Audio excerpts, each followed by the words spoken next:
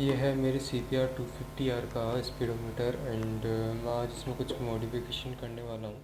तो देखते हैं। और ये मॉडिफिकेशन है वो आप अपने आप भी कर सकते हैं, एंड अगर आपसे ना हो, आप नहीं करने मतलब आप इनेबल नहीं हो कि आप कर पाओ, तो यू कैन कॉन्टेक्ट मी। मैं जो भी होगा उससे देख लेंगे, कैसे भी कर लेंगे। So you can contact me. आप एफबी पे कर सकते हो मेरे को मैसेज, एंड इंस्टा पे कर सकते हो, एंड यूट्यूब पे कर सकते हो। मेरी ईमेल आईडी पे ईमेल भेज सकते हो। अगर आप जयपुर से हैं तो मेरे आपको इजीली मिल जाएंगे, तो आप मेरे को कॉल कर लें।